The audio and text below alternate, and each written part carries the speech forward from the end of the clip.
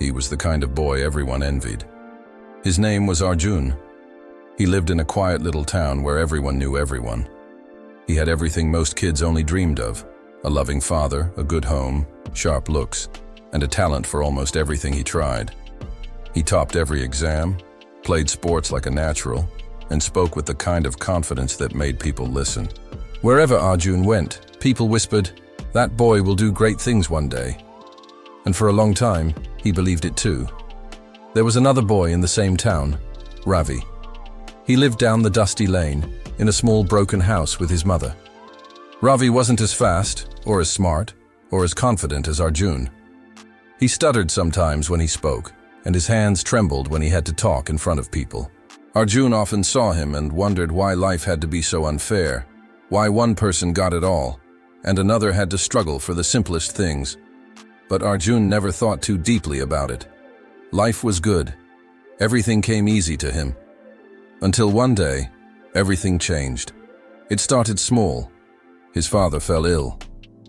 The doctors called it something serious, something that would take time and money to treat. For the first time, Arjun saw his strong, cheerful father lying weak and silent in bed. The hospital bills started piling up, and soon the savings disappeared.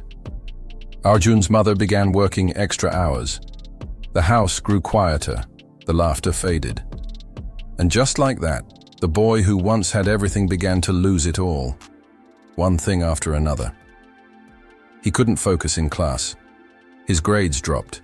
His confidence vanished. The same kids who once praised him began to whisper again, but this time with pity or gossip. "He's not the same anymore," they said. "Guess life hit him hard." And among those whispers, Arjun started believing something he had never thought before, that maybe he really wasn't as special after all. One afternoon, after another failed test, he walked home slowly under the hot sun. His shirt was soaked in sweat and shame. When he reached home, he found his mother crying quietly by the window. She didn't see him. That moment broke him completely. He sat outside, hiding behind the wall, and for the first time in his life, tears rolled down his cheeks. That evening, when he finally walked inside, he found an old man sitting beside his father's bed. It was Mr. Das, their neighbor, an old retired teacher who often came by to help. Arjun had always greeted him politely, but never really talked to him.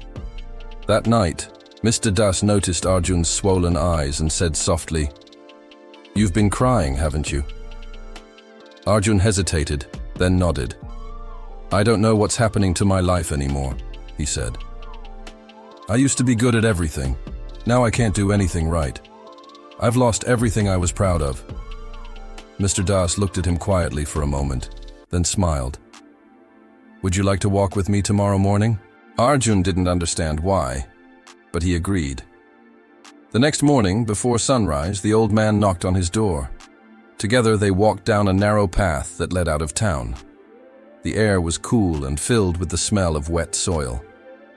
After a while, they reached a small garden beside the road. Arjun noticed something strange. One side of the path was filled with bright yellow flowers, while the other side was just dry dirt. "Beautiful, aren't they?" Mr. Das said. Arjun nodded, still not understanding. Mr. Das pointed to two clay pots resting on a small bench nearby. One was perfect, smooth and shiny. The other had a visible crack down its side. "These two have been with me for years," he said. "Every morning I use them to water this path. I carry them on a stick, one on each side of my shoulders." He paused, then added, "One of them, as you can see, is flawless. It never spills a drop. The other one leaks slowly the whole way home." Arjun looked at him, confused. "Then why use the broken one?" Mr. Das smiled. "That's what it asked me too once." Then he pointed to the flowers. "See those? They grow only on one side, the cracked pot side. I planted seeds there long ago, and every day, as I walked home, the leaking water from that pot nourished the soil. Drop by drop, it brought life to something that otherwise would have stayed dry and lifeless." Arjun stood silently, staring at the flowers swaying in the morning light. The old man's words sank deep into his chest. "Do you understand now?" Mr. Das said softly. "Perfection is overrated, my boy. Sometimes what we think is our weakness is actually what makes the world around us more beautiful." For a moment, Arjun couldn't speak. His throat tightened. "But what about the perfect pot?" he asked. "Doesn't it do its job better?" "Oh yes," Mr. Das said with a smile. "The perfect pot brings home clean water for me to drink. That's its purpose. But the cracked one, it creates beauty for everyone who walks this path. Both are important. Both are needed. One gives me water, the other gives me joy." Arjun lowered his eyes. Something inside him began to shift. He realized that he had been so proud of his perfection, his grades, his achievements, his confidence, that he never noticed what others carried silently, or how much strength it took for them just to keep going. He thought about Ravi, the boy he once pitied, and suddenly he saw him differently. Ravi, who smiled even when things were hard. Ravi, who helped his mother without complaint. Maybe Ravi was the cracked pot all along, and maybe that wasn't a bad thing. The old man continued, "You see, Arjun, life has its own way of teaching us humility. Sometimes it takes away what we're most proud of, so we can learn what truly matters. You didn't lose everything. You're just learning to see differently." That night, Arjun sat beside his father's bed, holding his weak hand. He didn't cry this time. For the first time in months, he felt calm, as if he finally understood that not everything needed to be perfect to be meaningful. Over the next few weeks, he began helping his mother at work. He tutored younger kids for a little money.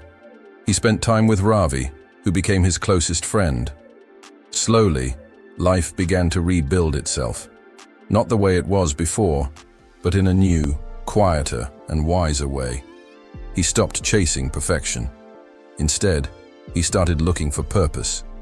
Years later, when Arjun grew up, he became a teacher, just like Mr. Das.